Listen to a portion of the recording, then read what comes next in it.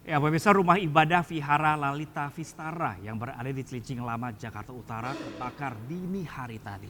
Diduga api ini berasal dari korsleting listrik pada ruangan yang dijadikan tempat sembahyang.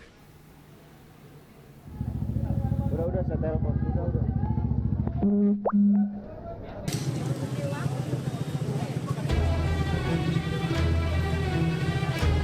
Kebakaran melanda Vihara Lalita Vistara yang berada di Jalan Rekreasi Cilincing Lama, Jakarta Utara, Senin dini hari. Api dengan cepat membesar hingga menghanguskan seluruh bangunan yang dijadikan tempat sembahyang bagi para jemaat. Meski belum dapat dipastikan penyebab pasti kebakaran, diduga api berasal dari korsleting listrik pada ruangan tempat ibadah. Sementara itu, api mulai bisa dipadamkan setelah 13 unit mobil pemadam kebakaran dikerahkan ke lokasi. Ini yang terbakar adalah vihara. Awal api atau asal api itu berawal dari altar. Ya katanya menurut ini ada dari listrik, korsleting listrik. Dan unit yang kami luncurkan itu sekitar 13 unit dengan jumlah personil kurang lebih 65 orang. Dan untuk situasi saat ini sudah pendinginan. Ya, artinya tahap untuk mengakhiri pemadaman. Tidak ada korban jiwa maupun luka dalam peristiwa ini, namun kerugian ditaksir mencapai ratusan juta rupiah. Dari Jakarta, Sofyan Firdaus, iNews melaporkan.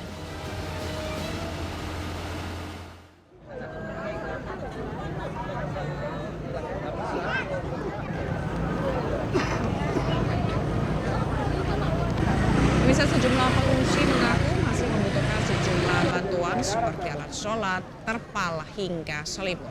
Selain itu, kipas angin di dalam tenda pengungsi juga belum didistribusikan secara merata.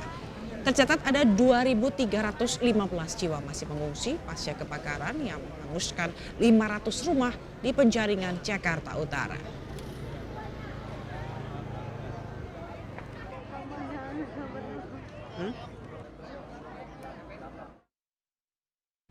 Sementara Gubernur Jakarta Pramono Anung meninjau pengungsian korban kebakaran Kapuk Muara Penjaringan, Jakarta Utara Minggu siang kemarin. Ya, pemirsa, Pramono menyebut Pemprov Jakarta telah berkoordinasi dengan pemerintah kota dan lembaga kemanusiaan untuk memastikan kebutuhan para pengungsi terpenuhi.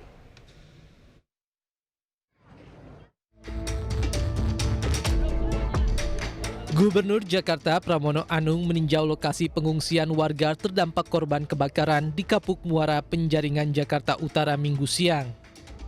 Pramono melihat kondisi tenda pengungsi dan memberikan sejumlah bantuan mulai dari alat kebersihan hingga sejumlah bantuan pangan. Pramono juga meninjau posko trauma healing yang didirikan Kementerian Sosial guna membantu mengatasi trauma korban anak-anak. Dan saya sudah berkoordinasi dari kemarin dengan Bapak Wali Kota Jakarta Utara untuk ditangani maksimal. Maka pada hari ini seluruh kepala dinas, seluruh dinas yang ada di Balai Kota all out turun tangan. Mulai dari Dinas Kesehatan, Sosial, Damkar, Satpol PP, Pendidikan, apalagi Kesehatan, Dukcapil, dan bagi keluarga atau korban yang ijazahnya, KTP-nya, ataupun apapun yang terbakar, saya minta untuk segera dibuatkan, diselesaikan. Selain memastikan layanan kebutuhan primer dan layanan kehilangan surat-surat berharga, pihaknya juga akan lebih lanjut menerapkan program penyediaan satu APAR bagi setiap RT di Jakarta untuk mencegah kebakaran terjadi kembali. Dari Jakarta, Amrina Rida, Khoirudin, iNews melaporkan. Ya, ada pemirsa untuk mengetahui seperti apakah informasi terkini pemirsa dari lokasi pengungsian kebakaran Penjaringan, Jakarta Utara. Kita akan bergabung dengan rekan kami Jessica Winoto langsung dari lokasi. Baik, selamat pagi Jessica. Jessica, ini masih ada berapa kepala keluarga yang mengungsi di sana dan apa yang paling dibutuhkan oleh pengungsi saat ini? Ya, selamat pagi Pramzila dan juga pemirsa. Memang tercatat pada hari ini sudah tercatat ada 671 kepala keluarga dan dengan total 2.315 jiwa masih dalam di pengungsian yang disediakan oleh pemerintah setempat setelah kejadian kebakaran yang menimpa di pemukiman padat Kapuk Muara, Penjaringan, Jakarta Utara. Dan memang hingga saat ini 4 hari pasca kejadian ini masih ada beberapa perbantuan yang masih belum terpenuhi, antara lain seperti terpal, lalu juga selimut dan juga alat ibadah bagi umat muslim, yaitu alat sholat, yang mana ini memang masih dikeluhkan oleh bagi para pengungsi, tetapi memang petugas tempat pun masih mengupayakan untuk melakukan pendistribusian. Lalu juga Pramzila dan juga pemirsa, dapat kami sampaikan sejak pagi tadi pendistribusian perbantuan masih berjalan dengan lancar, yaitu pemberian sarapan pagi kepada seluruh pengungsi. Lalu Pramzila dan juga pemirsa dapat melihat juga bahwa ini ada beberapa titik yang ada tumpukan baju-baju bersih, yang mana ini menjadi donasi atau perbantuan bagi pengungsi-pengungsi yang mana masih banyak sekali atau aset-aset bagi yang mereka punya ini telah ludas termakan kebakaran yang kemarin. Dan saat ini untuk mengetahui lebih lanjut, kami sudah bersama dengan salah satu pengungsi, yaitu bernama, halo Ibu, namanya siapa? Misti. Ibu kita mau tanya dong, ini kan kami mendapatkan informasi bahwa kemarin itu ada keluhan terkait air nih. Apakah pagi hari ini udah ada perbaikan dari air ini sendiri atau gimana, Bu? Air yang buat itu WC umum kayaknya sekarang lagi nggak ada air. Iya. Lagi mau ngirim katanya bilang iya. Tadi juga kencing nggak ada air. Gitu. Berarti kalau kayak gitu Ibu bawa air minum sendiri atau gimana? Bawa aqua. Nah, Bu, ini mau tanya, ini kan Ibu kayak kelihatan lagi sortir-sortir baju pakaian gitu ya. Nah, ini sebenarnya diberikan oleh siapa sih, Bu? Ada yang dari Pak RT 17, Pak RW 14 itu ada dari situ yang dapat donasi dari Empang.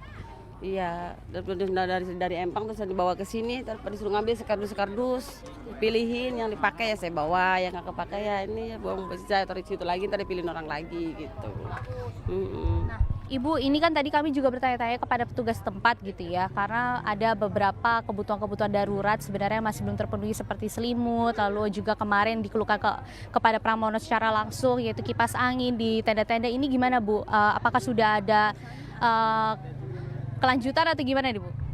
Kipas angin ada sih sini, sama itu yang belakang sih kayaknya ada yang belum ada juga, cuman di sini sama ini aja ada kipas angin. Kalau nggak salah kemarin datangnya berapa ya, 6 apa berapa, cuma kalau ke sana nggak tahu ada kipas apa enggak, saya nggak pernah meriksain, sini aja gitu. Berarti saya udah ada kemajuan gitu ya, Bu, perbantuan dari pemerintah. Cuman yang nggak ada selimut kayaknya sama ya karpet gitu buat kalau kita ngontrak itu nggak ada, bantal itu yang nggak ada, yang kebagi. Cuman kalau makanan alhamdulillah banyak, lebih baju makanan. Yang ada nggak ada tuh selimut gitu, bantal, terus karpet, terus apa yang nggak ada gitu.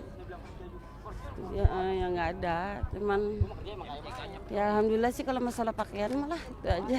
Makan juga ya, makan juga alhamdulillah nggak kekurangan. Anak-anak juga dapat snack juga banyak alhamdulillah gitu. Nah, baik Bu, ini untuk terakhir, untuk rencana ke depan, mengingat ini kan sebenarnya bentar lagi masuk ke tahun ajaran baru, lalu juga ini kondisi seperti ini, apakah ada rencana untuk pindah atau gimana nih, Bu? Ada, lagi nyari-nyari kontrakan juga, gitu ya. Kan nggak tahu di bapaknya udah nyari ke sana kemari belum ada, belum ini, jadi kan udah pada penuh semua. Makanya nggak tahu nanti kalau pindah dari sini apa gimana, apa bikin tenda di tempat bakar-bakaran ya nggak tahu juga, itu belum tahu informasinya. Masih mengharapkan perbantuan lebih dan juga pemenuhan gitu ya, apapun yang dibutuhkan dan kedepannya gimana gitu ya, Bu? Iya, masih banyak sih ya, kalau bantuan mah pengennya masih banyak, cuman kan udah adanya bikin ya alhamdulillah aja, udah banyak yang peduli sama kita, udah berkah gitu alhamdulillah, itu aja. Terima kasih banyak ya Ibu atas informasinya. Iya, sama-sama. Selamat kembali beraktivitas. Ya, baik Pramzila dan juga pemirsa, memang masih banyak sekali ternyata bantuan-bantuan yang belum tersalurkan dengan baik seperti selimut, kipas angin yang juga belum merata diberikan kepada seluruh tenda-tenda pengungsian, yang mana ini total informasi ada 14 tenda pengungsian dan informasi yang barusan diberikan adalah baru ada 6 kipas angin yang diberikan. Sementara yang di dalam pengungsian ini bisa sebanyak 100 lebih pengungsi yang tidur di dalam tenda pengungsian, sehingga memang warga atau para pengungsi ini masih mengharapkan kepada petugas setempat dan juga pemerintah untuk bantuan lebih lagi untuk kedepannya. Sementara itu, Pramzila. Baik, terima kasih atas laporan Anda, Jessica Winoto langsung dari Penjaringan Jakarta Utara. Selamat bertugas kembali. Ya, kita doakan juga semoga musibah yang menimpa ribuan warga ini yang ada di Penjaringan Jakarta Utara segera usai ya. Amin, dan semoga ada solusi gitu ya terkait dengan tempat tinggal mereka. Karena kemarin juga sempat berbicara dengan Wali Kota Jakarta Utara mengenai bagaimana nantinya pergantian rumah gitu. Nah, memang saat ini belum ada koordinasi lanjutannya, begitu bagaimana nanti nasib dari warga ini dari pengungsian. Dan musibah ini kan datangnya kemarin pas bertepatan dengan Hari Raya Idul Adha lagi pemirsa. Dan informasi konon kabarnya ini dugaan sementara karena korsleting listrik atau kompor yang sedang menyala. Nah itu dia. Nah, ini imbauan juga jadi perhatian juga dan juga buat pemerintah daerah juga ini mengenai pemukiman yang padat penduduk sehingga tidak terjadi lagi kebakaran yang dapat menyebar luas begitu. Kita ke informasi yang sama pemirsa, sebelumnya sekitar 500 rumah semi permanen di Kapuk Muara Penjaringan Jakarta Utara ini ludes terbakar pada Jumat siang. Nah, petugas membutuhkan waktu hingga 12 jam untuk memadamkan api.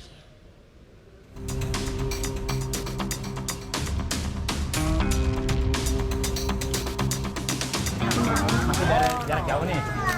Jumat malam, sejumlah titik api kebakaran masih menyala di pemukiman padat penduduk di RT 17 RW 04 Kapuk Muara, Penjaringan, Jakarta Utara. Petugas masih berjibaku menjangkau titik api karena lokasi yang sempit serta kurangnya sumber air. Setelah 12 jam, api berhasil dikuasai dengan bantuan 30 unit mobil pemadam.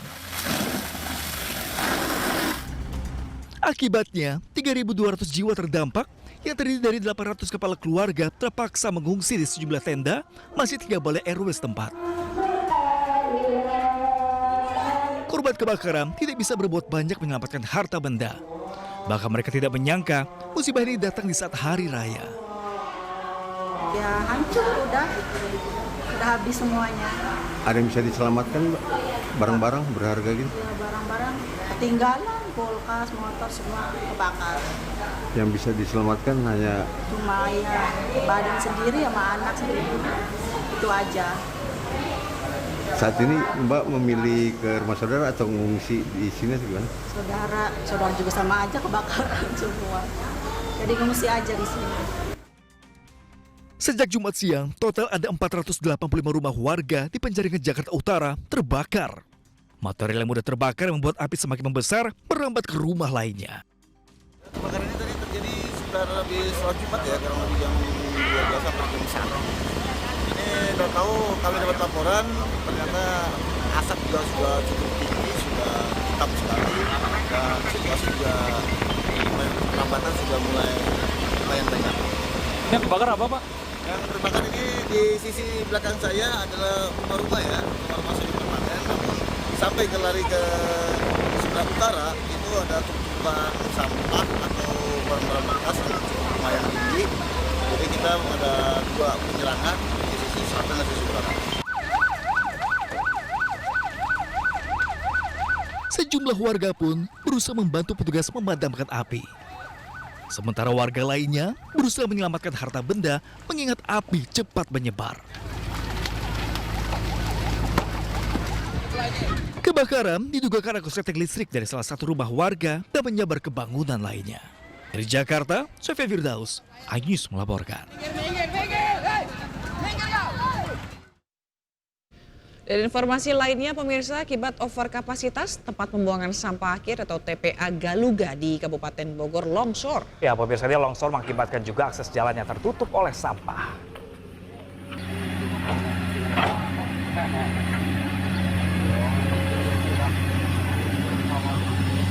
Ya pemirsa, dari video amatir warga gunungan sampah yang menutup akses jalan penghubung antara Kampung Cijujung dan Kampung Galuga di Kecamatan Cibung Bulang, Kabupaten Bogor. Longsor terjadi akibat guntungan sampah yang sudah over kapasitas. Warga sekitar mengatakan longsor bukan kali pertama terjadi, terlebih hujan terus-menerus terjadi hingga mengakibatkan longsor. Warga berharap agar pemerintah kota dan Kabupaten Bogor segera mengambil tindakan agar longsor tidak kembali terjadi di kemudian hari. Saatnya berbenah dan melakukan yaitu pembenahan di lokasi TPAS Geluga.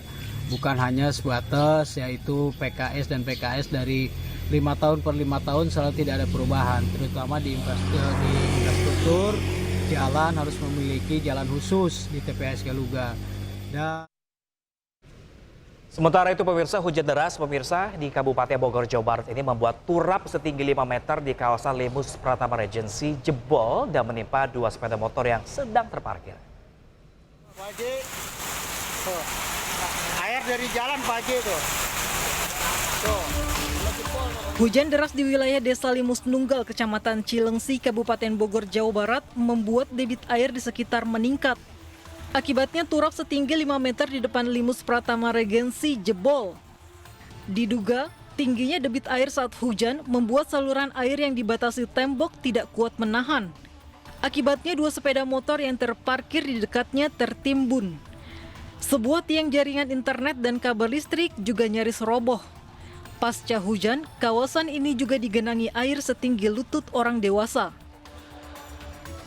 Karena tidak menampungnya air dari atas, kan? Air dari atas karena got yang di atas ini kan tersumbat.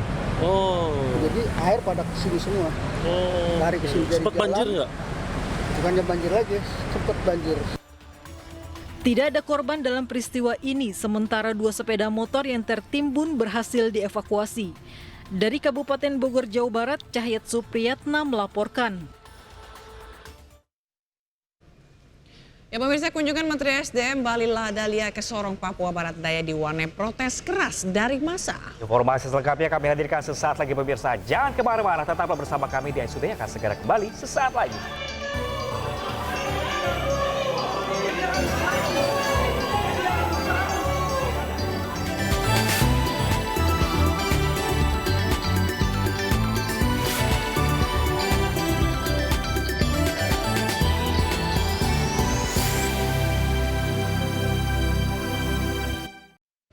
Ya pemirsa, kembali bersama kami berdua di ISUD langsung dari ISU Center Jakarta pemirsa, dan kita ke informasi selanjutnya. Ini ada selebritas sekaligus staf khusus Menteri Pertahanan Deddy Corbuzier punya harta hampir 1 triliun rupiah. Wow, fantastis. Fantastis sekali ya. Dan nilai harta Deddy ini terungkap setelah ia menyampaikan laporan harta kekayaan penyelenggara negara atau LHKPN ke KPK.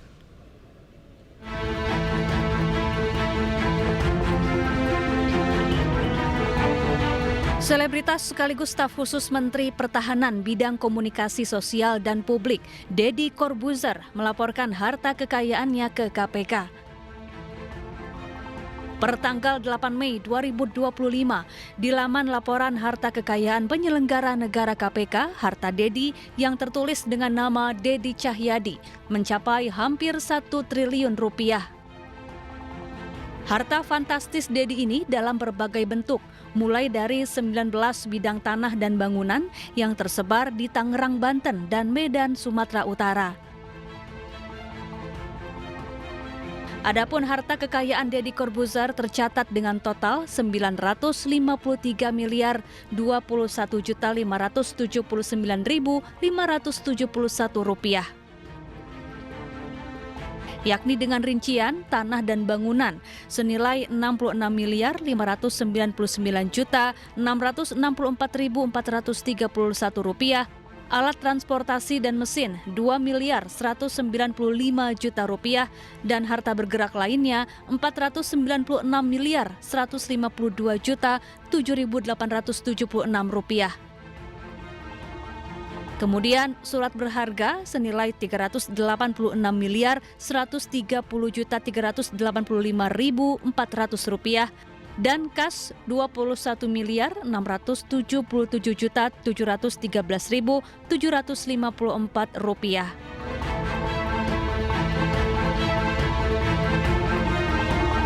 Deddy Corbuzier dikenal sebagai presenter, YouTuber, mentalis, dan aktor. Sejak 11 Februari 2025, Dedi diangkat menjadi staf khusus Menteri Pertahanan. Pada 2022, Dedi juga mendapat pangkat Letnan Kolonel tituler dari Prabowo Subianto saat Prabowo masih menjabat sebagai Menteri Pertahanan. Tim Liputan iNews melaporkan. Pemirsa, aktivitas penambangan PT GAG Nikel di Pulau GAG Kabupaten Raja Ampat, Papua Barat Daya resmi dihentikan sementara sejak 5 Juni 2025. Ya, sementara itu pemirsa, pemerintah masih lakukan evaluasi menyeluruh sebelum mengeluarkan keputusan final.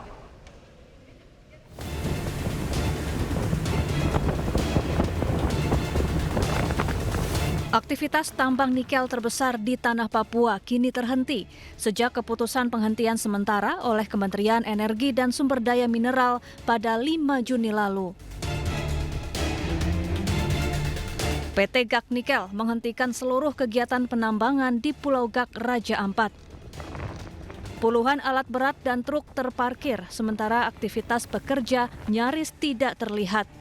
Selain PT GAG Nikel, pemerintah juga menghentikan sementara operasi 4 perusahaan tambang lainnya di kawasan serupa untuk menghindari kerusakan lanjutan. Menteri SDM Bahlil Lahadalia menegaskan pemerintah akan mengambil langkah tegas berbasis hasil evaluasi lintas kementerian. Kita pemerintah akan melakukan evaluasi menyeluruh. Saya akan konsultasi, saya akan minta rapat nanti dengan Menteri LHK, karena urusan lingkungan memang domain dari Menteri LHK untuk mengecek sedetailnya. Seperti itu baru kemudian kita ada keputusan lebih lanjut. Sementara itu, pihak perusahaan mengaku sudah melakukan perawatan lingkungan secara bertahap di lahan-lahan bekas galian penambangan nikel. 2018 sudah mulai ini keberhasilannya, terus 2019 sampai dengan 2024 yang tadi kita lewati, itu 2024. Pak, total luas lahan sudah direboisasi sendiri, reboisasi dan reklamasi. Yang sudah direboisasi kan ada 281 tadi ya? Iya. 263 ya. Sudah dibuka, 131 sudah reklamasi. 131 sudah reklamasi. Baik. Terus 59 dianggap berhasil. Yang ini ya. Betul. Berarti yang dari tahun 2018-2019 sudah terlihat hasilnya, berhasil. Penghentian ini menyusul sorotan tajam dari publik dan komunitas pemerhati lingkungan yang menilai aktivitas tambang di kawasan pariwisata dunia seperti Raja Ampat berpotensi merusak ekosistem. Dari Raja Ampat, Papua Barat Daya, Chandri Suripati, iNews melaporkan. Ya, sementara itu pemirsa, Menteri Lingkungan Hidup angkat suara mengenai indikasi kerusakan lingkungan akibat aktivitas pertambangan nikel di Raja Ampat. Dan rencananya Hanif Faisal akan bertolak ke Raja Ampat untuk melakukan tinjauan langsung pekan depan.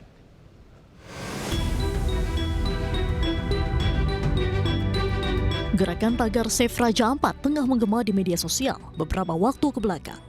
Gerakan tersebut muncul atas dugaan eksploitasi tambang nikel di Raja Ampat, Papua.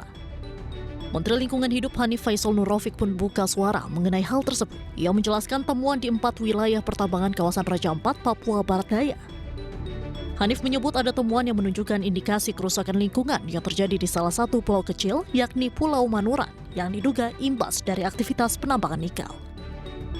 Jadi ini agak serius ini kondisi lingkungannya untuk pulau yang ada di Pulau Manuran ini, yang kegiatan penambangan nikel yang dilakukan di Pulau Manuran ini. Selain pulaunya kecil, pelaksanaannya kegiatan penambangnya kurang hati-hati sehingga ada potensi pencemaran lingkungan yang agak serius untuk di Pulau Manuran ini. Next slide. Ini juga telah dilakukan pemasangan pang pengawasan karena ini sedang kita lakukan tahapannya. Jadi teman-teman sekalian, kalau pang pengawasan itu dilakukan berarti tahapannya sedang berjalan. Mulai dari pengambilan sampel-sampel untuk di lab, kemudian penghadiran para ahli untuk memproyeksikan kerugian-kerugian dan kerusakan lingkungan yang ditimbulkannya untuk kita simpulkan apakah ini lari kepada penindakan pidana, perdata. Menteri Lingkungan Hidup bersama tim dijadwalkan akan bertolak ke Raja Ampat pada Kamis 12 Juni mendatang. Usai melakukan tinjauan, pihaknya akan menentukan langkah yang paling tepat untuk mengatasi persoalan lingkungan di sana. Dari Jakarta, Tim Liputan iNews melaporkan.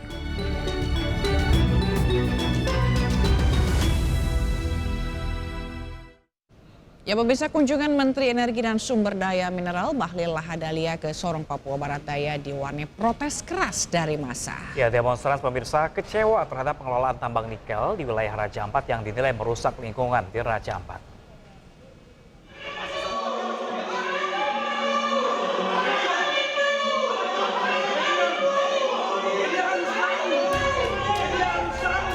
Kemarahan demonstran memuncak saat mengetahui Menteri Energi dan Sumber Daya Mineral Bahlil Lahadalia keluar melalui pintu belakang ruang transit bandara. Awalnya massa akan menemui Bahlil untuk mendesak pemerintah menutup segera tambang nikel yang dianggap merusak lingkungan di Raja Ampat. Massa juga sempat membentangkan spanduk dan pamflet untuk menyoroti adanya kerusakan di Raja Ampat akibat tambang nikel. Di saat yang sama, Bahlil terbang menuju ke Raja Ampat, Papua Barat Daya, meninjau tambang nikel yang sempat disorot dunia internasional karena isu kerusakan lingkungan. Usai meninjau, Bahlil menyatakan akan mengevaluasi tambang secara menyeluruh, namun keputusan final baru akan diambil setelah kajian teknis selesai.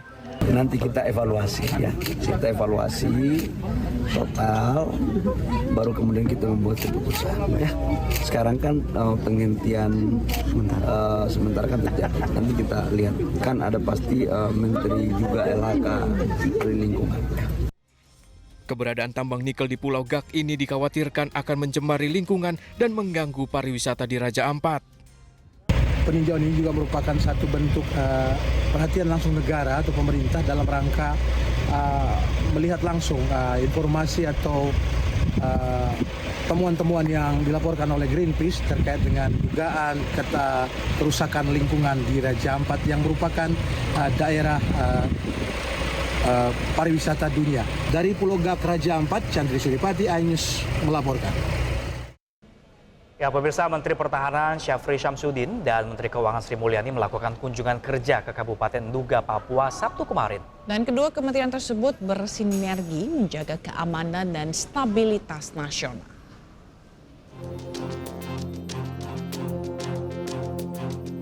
Menteri Pertahanan Syafri Syamsuddin dan Menteri Keuangan Sri Mulyani melakukan kunjungan kerja ke Kenyam, Kabupaten Nduga, Papua. Kunjungan ini menjadi momen bersejarah khususnya bagi Menteri Keuangan untuk pertama kalinya mengunjungi wilayah rawan konflik. Kehadiran Menteri Pertahanan dan Menteri Keuangan menciptakan komitmen sinergis kedua kementerian dalam menjaga keamanan dan stabilitas nasional termasuk di wilayah dengan tantangan strategis tinggi seperti Papua. Sinergi antara pertahanan dan keuangan negara ditunjukkan bukan sekedar wacana, melainkan sebagai langkah nyata memperkuat kedaulatan dan ketahanan nasional dari wilayah terdepan Indonesia. Dari informasi lainnya, pemirsa, usai ijazah palsu, kini mantan Presiden Jokowi dituding menggunakan skripsi palsu agar bisa lulus kuliah. Ya pemirsa, Jokowi pun ini menantang para penudingnya melapor ke polisi.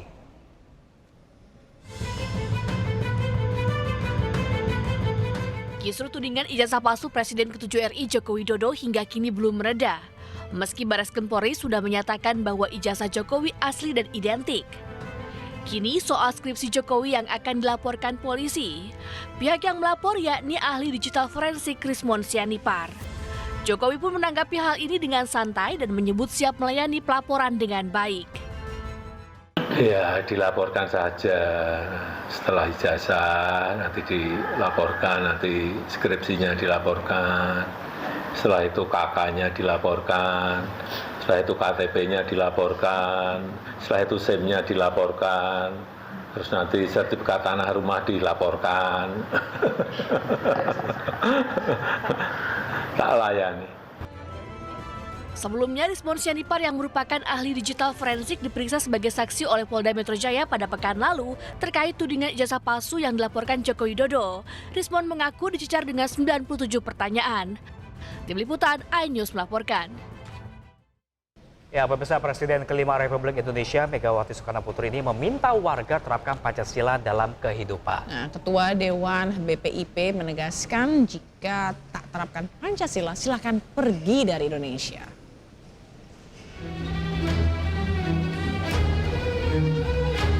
Presiden kelima Republik Indonesia, Megawati Soekarno Putri, meminta kepada seluruh warga Indonesia untuk mengimplementasikan nilai-nilai Pancasila dalam kehidupan berbangsa dan bernegara. Hal itu disampaikan Megawati saat memberikan pidato di acara pameran foto Guntur Soekarno Putra di Galeri Nasional Sabtu kemarin. Megawati pun menegaskan jika tak ingin mengimplementasikan Pancasila agar pergi dari bangsa ini.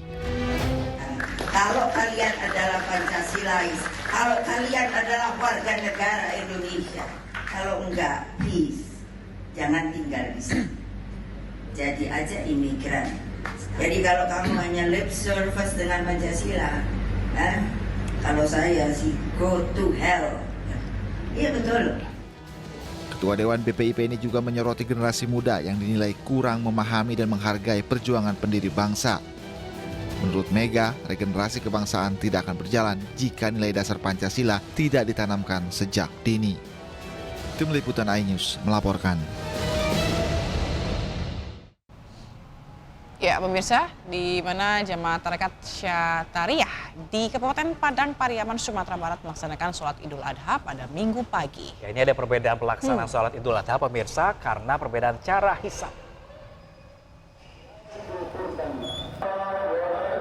Ratusan jemaah aliran tarekat Syatariah di Kecamatan Ulakan Tapakis, Kabupaten Padang Pariaman, Sumatera Barat membadati Masjid Agung Syekh Burhanuddin untuk melaksanakan salat Id pada hari Minggu pagi.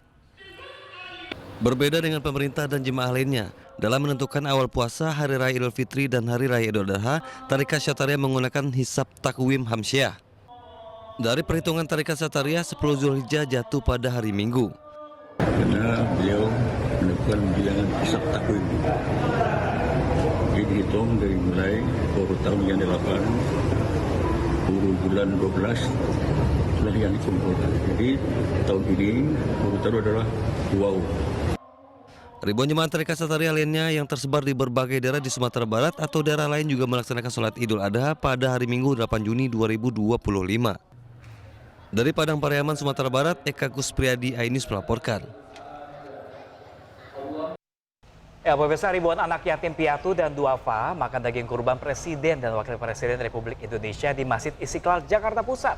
Panitia Masjid Istiqlal sendiri menyediakan sedikitnya 2.500 kotak makanan dengan menu olahan rendang, semur, sayuran, dan buah.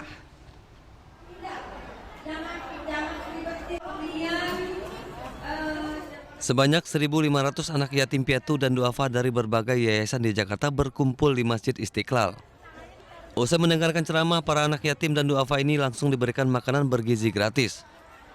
Berbeda dengan tahun-tahun sebelumnya, menu makanan yang disajikan adalah daging kurban Presiden Prabowo dan Wapres Gibran. Daging kurban tersebut diolah oleh juru masak Masjid Istiqlal berupa rendang dan semur, tentunya dengan menu pelengkapan sayuran, kentang, dan juga buah. Anak-anak yatim mengaku senang dapat menyantap makanan hewan kurban dari Presiden dan Wakil Presiden. Daging kurban Pak Prabowo sama Pak Jokowi. Kalau untuk hewan kurban yang lain Pak dibagi ke masyarakat? Dibagi ke masyarakat, ke yayasan, ada yayasan pendidikan, ada yayasan Islami, ada yayasan yang piatu. Dari daging sapi dari Presiden baru pertama kali. Gimana nanti perasaannya nih? Senang sih, alhamdulillah bisa makan bersama rame-rame seperti bareng anak-anak dan keluarga. Senang kayak bisa berkumpul gitu. Selain makan bersama, para anak yatim piatu juga mendapatkan santunan sebesar Rp250.000 per anak dari Masjid Istiqlal. Dari Jakarta, Rani Sanjaya, iNews melaporkan. Nah, pemirsa, momen Idul Adha ini tidak hanya mendatangkan rezeki bagi para penjual hewan kurban, namun juga bagi pengepul kulit hewan kurban musiman di kawasan Sunan Ampel, Surabaya, Jawa Timur ini juga kebagian rezeki. Nah, pemirsa, ini kulit kambing dan sapi kurban akan dijual ke pabrik untuk diolah kembali.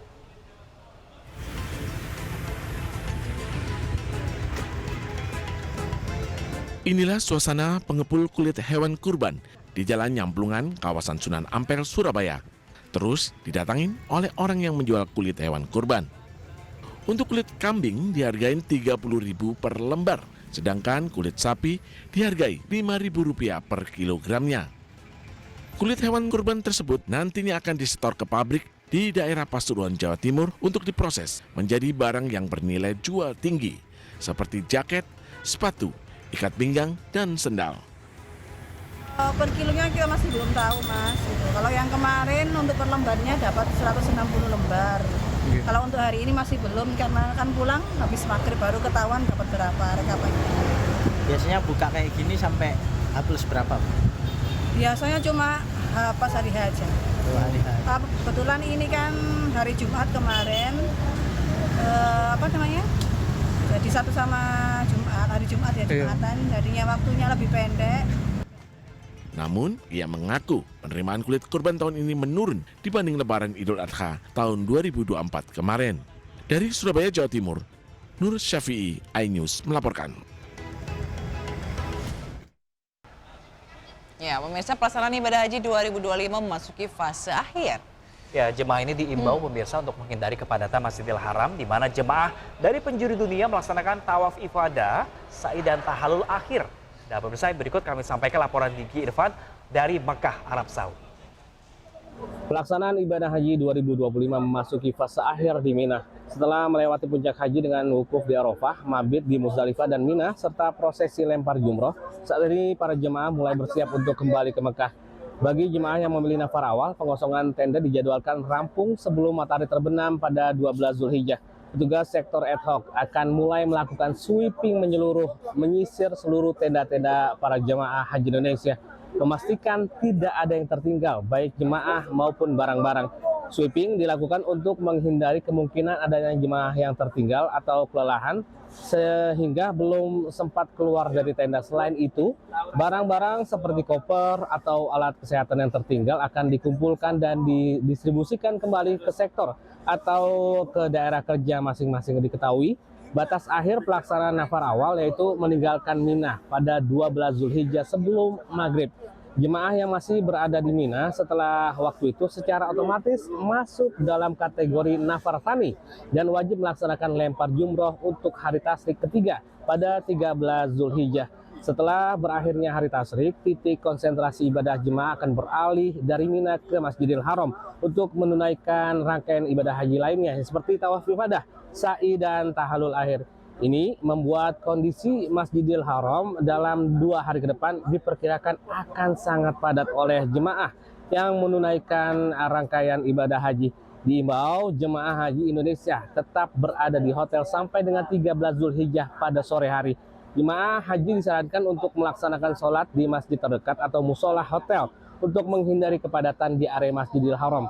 Bagi ketua kloter, ketua rombongan dan para petugas haji agar mengawal pelaksanaan imbauan ini dan mengingat jemaah guna menjaga keselamatan dan kenyamanan jemaah haji Indonesia menghadapi cuaca ekstrim di Tanah Suci. Dari Mekah, Arab Saudi, Gigi Irfan, iNews melaporkan.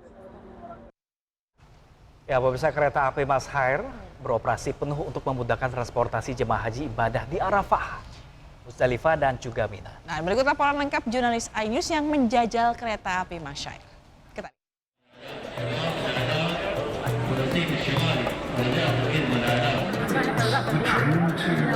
Beginilah suasana stasiun kereta api Al-Masyair yang merupakan salah satu fasilitas yang membantu mobilitas para jemaah saat puncak haji di Arab Saudi. Kereta Al-Masyair adalah kereta ringan bertenaga listrik yang transit di Arafah, Muzdalifah, dan Mina.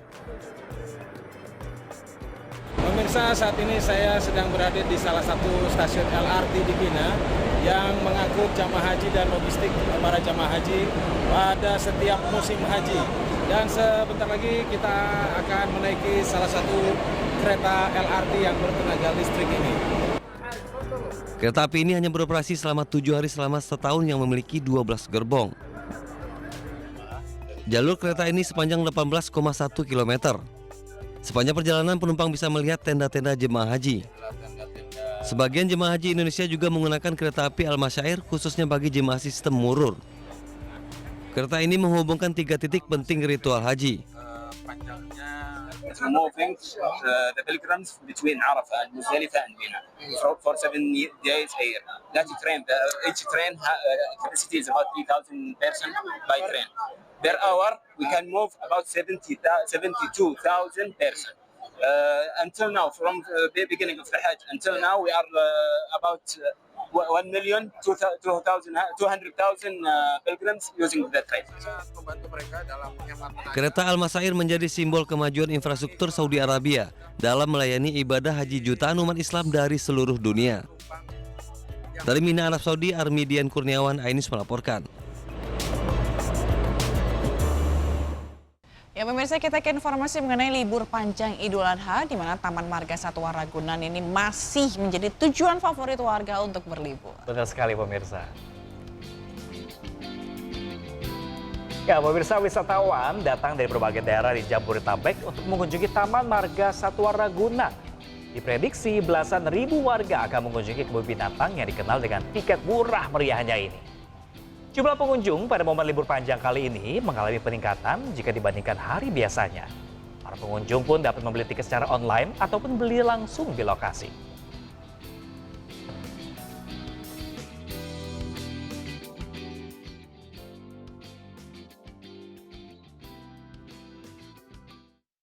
Dan pemirsa, untuk mengetahui seperti apa sih suasana keramaian di Ragunan pemirsa saat ini, kita akan bergabung dengan rekan kami Amrina Rida langsung dari Kebun Binatang Ragunan. Iya, nah selamat pagi Amrina, apa Ragunan hari ini masih menjadi favorit warga untuk berlibur dan bagaimana suasananya di sana? Iya Zila, kalau misalnya di Taman Marga Satwa Ragunan ternyata di hari terakhir libur Idul Adha ini masih cukup ramai ataupun juga masih terlihat ada sejumlah dari pengunjung. Wah, ini kita lihat juga, ini baru saja lewat, ini adalah kereta. Halo ibu-ibu. Nah, ini adalah kereta yang membawa dari para pengunjung untuk berkeliling di Taman Marga Satwa Ragunan. Memang luas sekali, ada lebih dari 100 hektar. Lalu juga Zila, kalau misalnya di Taman Marga Satwa Ragunan ini ada lebih dari 2.000 spesimen satwa dan juga suasananya sangat adem, sangat asri. Masih ada banyak sekali pohon-pohonan dan tentunya menjadi salah satu tempat yang cocok untuk melakukan aktivitas. Nah, yang menarik sekarang ini saya ada melihat salah satu komunitas bersepeda yang sepertinya sedang tadi sempat bersepeda di Taman Marga Satwa Ragunan. Selamat pagi, Pak. Oke, Pak, izin ini kita bisa ngobrol-ngobrol sebentar mungkin ya? Oke, ini saya ingin ngobrol ke salah satu, sebagai ketuanya ada siapa? Oke, Bapak mungkin bisa memperkenalkan dulu dengan Bapak siapa, Pak, namanya? Saya dengan Pak Subowo. Saya dari komunitas Quest Persahabatan Community Kabupaten Bogor. Pak, ini dari komunitas Goes Persahabatan Community dari Bogor jauh-jauh ke Ragunan. Kenapa memilih Ragunan untuk beraktivitas sepedaan? Ya, kita sudah tahu semua ya, walaupun kami warga Bogor, kita tahu bahwa destinasi yang paling sejuk ya, yang indah, ramah lingkungan, kemudian juga rapi. Dan sekali lagi kebun binatang Ragunan ini kayaknya sudah melakukan revitalisasi dan sebagainya. Dan kita lihat ini paling indahnya di Jakarta. Oke, Pak, ini kalau saya lihat tadi kan membawa sepeda langsung ke dalam begitu ya, Pak ya. Ini tadi ada nggak biaya yang dikeluarkan untuk membawa sepeda ke sini? Dan kalau ada berapa, Pak, per sepedanya gitu? Tadi kita dikenakan satu sepeda hanya Rp1.000. Jadi harganya itu harga ekonomis dan itu merakyat sekali ya. Dan itu tidak membebani kita gitu. Oke. Lalu di Ragunan ini tadi kan sepedaan. Apakah niatnya sekalian sepedaan untuk lihat-lihat binatang atau kayak gimana sih sebenarnya, Pak? Ya, sebenarnya selain kita nyari tentunya ya lingkungannya kan ini bersih ya, indah, kemudian sejuk, kemudian juga ramah lingkungan. Ya tentunya kita juga ingin mendapatkan udara segar ya. Ya itu selain itu juga kita bisa tamasya, lihat-lihat binatang di sekitar sini. Yang luar biasa. Terima kasih Pak Subowo atas waktunya dan juga terima kasih Bapak-bapak, selamat melanjutkan aktivitas kembali untuk bersepeda ya. Ya Zila, ini kalau misalnya kita lihat, kita sampaikan ternyata di Taman Marga Satwa Ragunan ini pun juga ramah sekali bagi pesepeda karena untuk membawa sepeda saja ini hanya perlu mengeluarkan Rp1.000 saja. Dan dengan menggunakan sepeda ataupun juga jalan kaki, ini di sini semua masyarakat terutama anak kecil bisa melihat ada lebih dari 2.000 spesimen satwa dan juga banyak sekali pepohonan yang tentunya bisa menjadi salah satu tempat untuk memberikan wisata edukasi kepada anak-anak. Jangan lupa untuk tiketnya juga terjangkau hanya Rp3.000 hingga Rp4.000 saja. Jadi gimana Zila, liburan ini tertarik gak untuk ke Taman Marga Satwa Ragunan? Zila? Mungkin nanti kita akan menyusul ke Ragunan gitu ya. Habis siaran langsung ke sana kita liburan dan lihat binatang-binatang ada di sana, gabung sama Amrina ya. Makasih ya Amrina atas laporan Anda langsung dari Ragunan, Jakarta Selatan. Kembali di News Today, masih bersama saya Fazilah Karunisya dan juga Pram Senjaya. Nah pemirsa, libur panjang hampir usai, warga ramai-ramai kembali ke Jakarta. melewati stasiun Pasar Senen. Ya pemirsa, masa libur panjang Idul Adha telah berakhir. Sebanyak 42.525 penumpang telah memesan tiket untuk kedatangan ke Jakarta dari berbagai daerah. Untuk mengakomodir banyaknya penumpang pada puncak arus balik hari ini pemirsa, Daob 1 Jakarta sediakan 77 perjalanan kereta api. Sebanyak 26.170 orang telah melakukan pemesanan tiket dengan perincian 11.700 orang berangkat dari stasiun Pasar Senen, sementara 6.500 lainnya berangkat dari stasiun Gambir.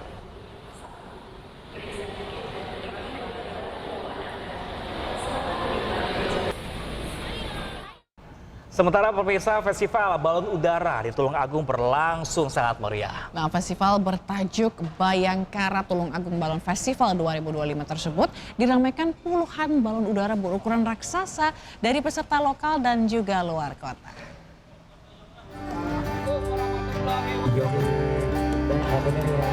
Jika selama ini festival balon udara identik dengan Wonosobo, Jawa Tengah, untuk pertama kalinya festival serupa digelar di Tulung Agung, Jawa Timur.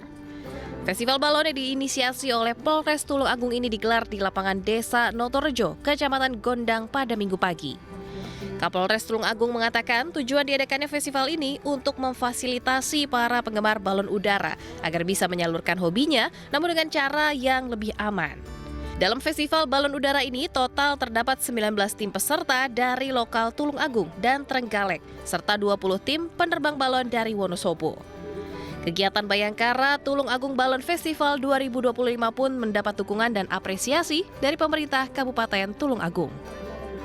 Jadi kan acara ini sebenarnya kita adakan menjadi fasilitas bagi masyarakat untuk menyalurkan tradisi kebiasaannya menerbangkan balon udara yang selama ini dilepas ke langit sehingga membahayakan penerbangan, merusak jaringan listrik, mengakibatkan kebakaran. Sekarang kita beri fasilitas. Teman-teman masyarakat yang punya hobi bikin balon, silahkan bikin balon sebagus-bagusnya, tapi kemudian diikat dan tidak kemudian pilih. Dan ke depan kami mohon acara ini bisa ditingkatkan yang lebih baik lagi. Ini adalah bukti nyata bahwa semua stakeholder yang di Tulung Agung bersatu saling bahu-membahu untuk mewujudkan ketenteraman, guyup rukun agar masyarakat itu senang dengan adanya kegiatan ini. Sementara itu, salah seorang peserta dari Wonosobo mengaku cukup senang melihat antusias masyarakat yang sangat tinggi. Namun karena faktor cuaca yang kurang mendukung dan hujan sempat mengguyur di lokasi, menyebabkan banyak balon yang gagal terbang. Wah, kalau antusias masyarakat di sini sangat antusias ya, seperti halnya di Wonosobo. Tadi aja sebelum subuh sudah banyak pengunjung yang mau melihat festival balon di Tulung Agung ini. Melihat antusias masyarakat yang cukup tinggi serta bisa menjadi penggerak ekonomi UMKM, pemerintah Kabupaten Tulung Agung berencana akan menggelar event serupa untuk meramaikan peringatan Hari Jadi Kabupaten Tulung Agung pada akhir 2025 mendatang. Dari Tulung Agung, Jawa Timur, Anang Agus Faisal, iNews melaporkan. Objek wisata religi Tirta Empul yang memiliki sejumlah sumber mata air ramai dikunjungi wisatawan di momen libur panjang Idul Adha. Dan lebih dari 2.000 pengunjung datang setiap harinya.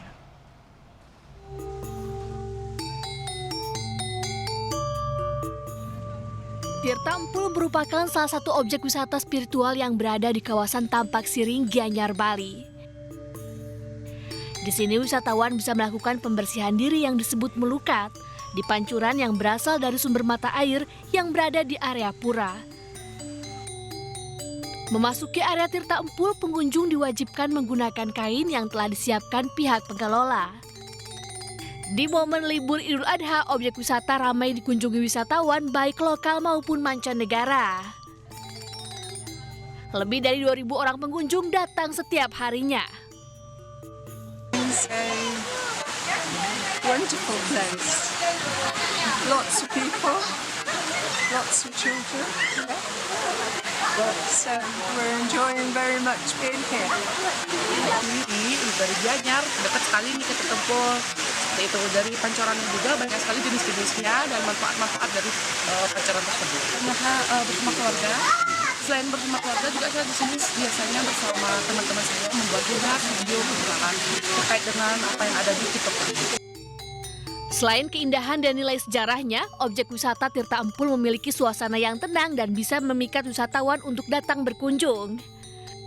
Untuk dapat merasakan sejuknya sumber mata air di Tirta Empul, pengunjung harus membayar tiket masuk seharga Rp75.000 per orang.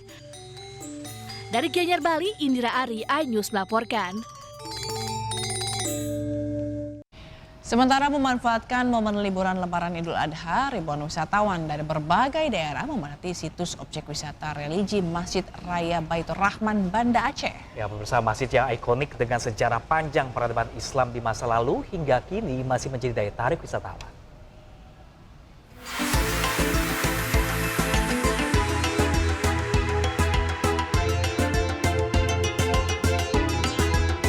Bumi Serambi Mekah, selain bisa berwisata sembari menikmati keindahan alam dan indah, ribuan pengunjung dari berbagai daerah di Nusantara selama libur Idul Adha tumpah ruah mengunjungi situs objek wisata religi Masjid Raya Baitur Rahman yang terletak di pusat kota Banda Aceh.